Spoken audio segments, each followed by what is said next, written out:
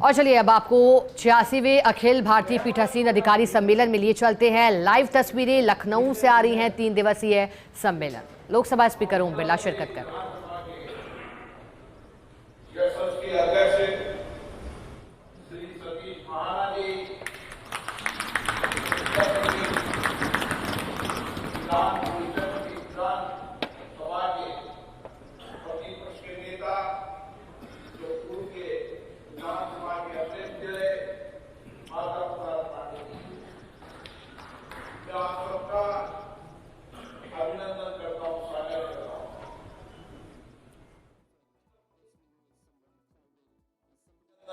स्वागत करता हूं। उत्तर प्रदेश की ये धरती आध्यात्मिक संस्कृति, स्वतंत्रता सेनानी और राजनीतिक चेतना की धरती है। दुनिया के अंदर सबसे बड़ा प्रदेश और बड़े से बड़े देश की आबादी ने उतना बड़ा प्रदेश है उत्तर प्रदेश, जो आजादी के आंदोलन के प्रथम नायक के रूप में भी रहा। यहां आध्यात्मिक ऊर्जा भी है, सांस्कृतिक चेतना भी है और यहां से नई राजनीतिक ऊर्जा भी मिलती है। और इसी पीठासीन अधिकारी के सम्मेलन में हम सब अलग अलग राज्यों के विधानमंडल के संरक्षक हैं, जिनकी जिम्मेदारी है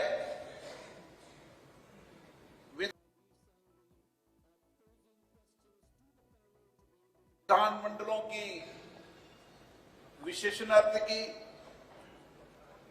गरिमा की, प्रभावशालीता की।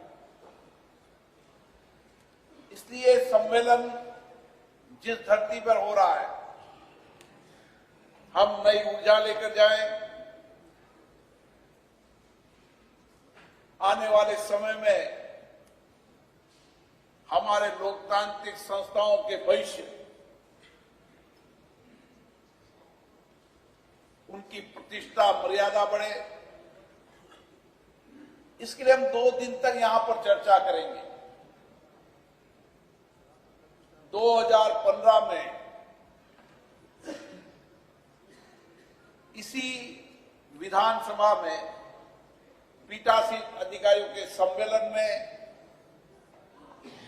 जो चर्चा हुई थी, संवाद हुई थी कि राज्य की विधानसभाओं में प्रौद्योगिकी का उपयोग किया जाए, उनको पेपरलेस विधानसभा बनाया जाए, विधानसभा की कार्रवाइयां, लोकतांत्रिक संस्थाओं की कार्रवाई जनता की पहुंच तक पहुंचे और लोगों का विश्वास, भरोसा लोकतांत्रिक संस्थाओं की ओर बढ़े। आज हम 2026 में जब यहां पर बैठे हैं, जब देश की सभी राज्य की विधानमंडल पेपरलेस हो चुके हैं, सभी विधानमंडलों की कार्रवाई की सीधा प्रसारण होता है और नए इनोवेशन के साथ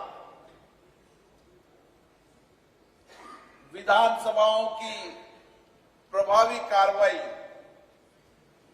जनता तक पहुंचे, इसके लिए सभी राज्य विधानसभाओं ने अपनी विधानसभाओं को डिजिटलीकरण भी कर दिया है। लेकिन हमारे सामने बहुत सारी चुनौतियां हैं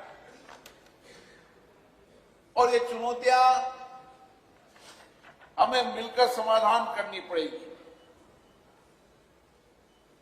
हम किस तरीके से राज्य की विधानसभाओं को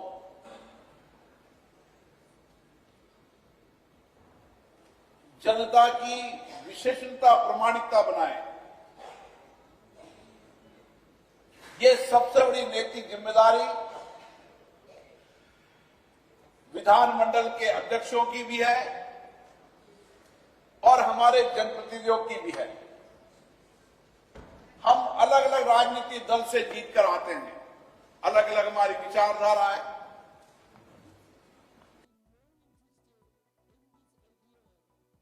लेकिन जब चुनकर आते हैं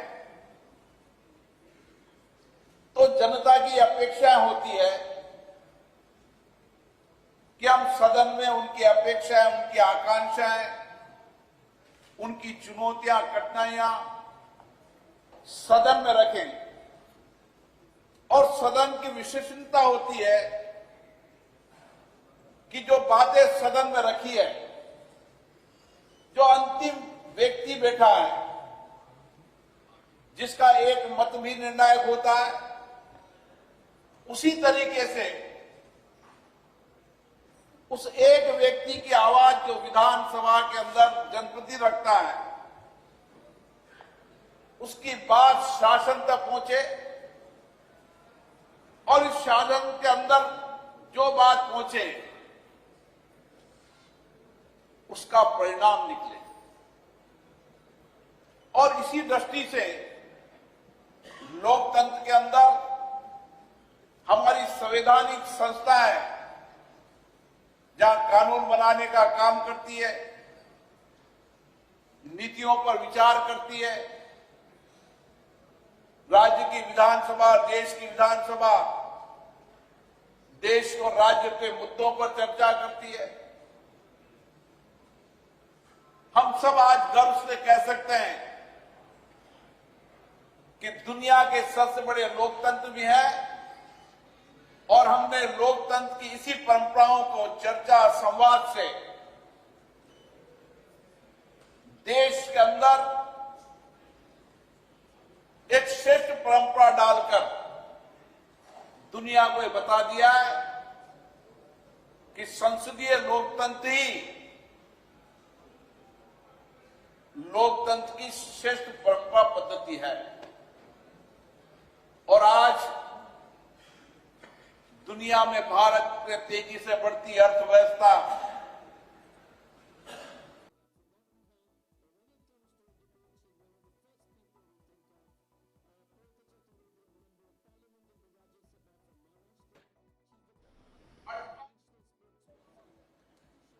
इस दृष्टिकोण से हम आगे बढ़ रहे हैं। मुझे खुशी है इसी राज्य की विधानसभा में उत्तर प्रदेश विकसित विजन के अंदर लगातार 28 घंटे बैठकर जनप्रतिनिधि ने चर्चा की, संवाद की, अपने अपने विचार रखे, दृष्टिकोण रखे, किस तरीके से हम 2047 में विकसित भारत बनाना चाहते, 2047 में किस तरीके से उत्तर प्रदेश विकसित बनाना चाहते हैं। जब विकास के अंदर, चुनौतियों के अंदर, कठिनाइयों में सबके विचार, दृष्टिकोण आते हैं, उसमें नए इनोवेशन आते हैं, तो एक साझा नीति भी बनती है, कार्यक्रम भी बनते हैं, योजनाएं बनती है और उस साझे प्रयासों से बनी हुई नीति योजनाओं को लेकर हम आगे बढ़ते हैं।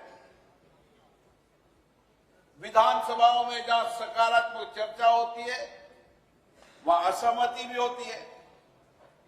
सहमति, असहमति हमारी लोकतंत्र की ताकत है। जब सब विचारों का दृष्टिकोण आएगा, सबका मत आएगा, तभी हम लोकतांत्रिक मूल्यों को ठीक से स्थापित कर पाएंगे। और इसीलिए पीठासीन अधिकारियों के सम्मेलन में भी हम जो 2 दिन तक चर्चा संवाद करते हैं, इन संस्थाओं के प्रति जनता का विश्वास बढ़े, भरोसा बढ़े,